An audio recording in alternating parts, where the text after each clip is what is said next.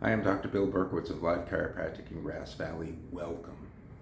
I see an inordinate number of people come to my office with complaints of neck pain and chronic headaches.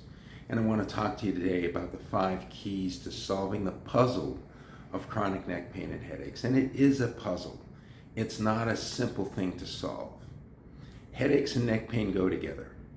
There are nerves in the upper neck that go into the head, called the suboccipital nerves, 6 of them, 3 on the right, 3 on the left.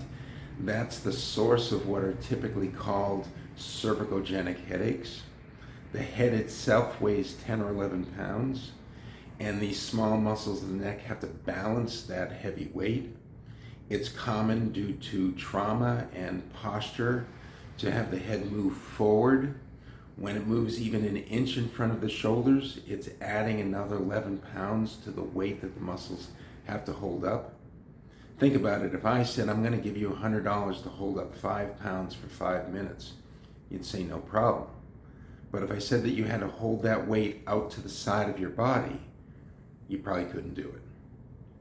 So we've got the suboccipital nerves, we've got delicate muscles in the neck trying to hold up 11 pounds.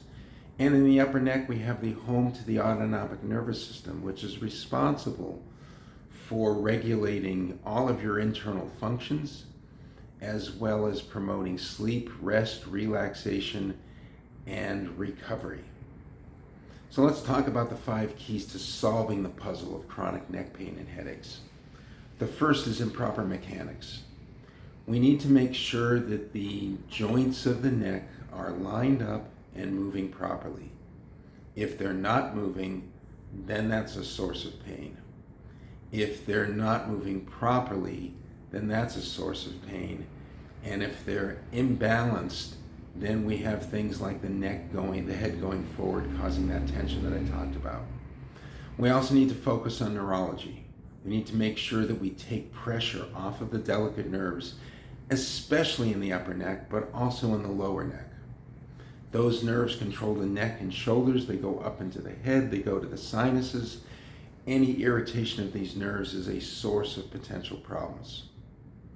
The third key is to look at posture and movement. Quite often I see people adopting postures that, while it might not hurt while they're doing that, is creating long-term problems. Next time you go to a store, next time you go to a coffee shop, look at people on their phone. What position are their head in? Do they have their phone up in front of them, or do they have their phone down on the table or down below? Typically look at kids. We are raising a whole generation of kids that are going to experience significant neck pain and headaches. Often we will adopt positions and movements in an attempt to relieve pain, only to have those very same positions and movements cause an aggravation of pain down the road. So I need to pay attention to posture and movement. The fourth key is sleep. And this is a tricky one, because the more you have problems in your neck, the more we're disturbing that autonomic nervous system and disturbing sleep. But if we don't carve out and have a regular routine for sleep, then even when we remove the irritation, sleep is not going to improve. And sleep is critical. Sleep is when your brain cleans house. Sleep is when your body goes through rest and recovery. Sleep is when you recharge yourself for the following day. You need at least 7 to 8 hours of sleep. And that's not 7 to 8 hours in bed, that's 7 to 8 hours of sleep. Very few of us can really get by on less than that. And the fifth key is the vagus nerve. I've mentioned the autonomic nervous system. Due to the stress in our modern life, we continually activate the sympathetic fight or flight system. Over time, we start to live with the sympathetic system overactive. Why is that a problem? Because the sympathetic system drives muscle tension and pain. It increases inflammation. It raises heart rate and blood pressure. It impairs digestion. It disturbs sleep. It interferes with the immune system. The vagus nerve is the counterpart, so we want to encourage activity and function of the vagus nerve.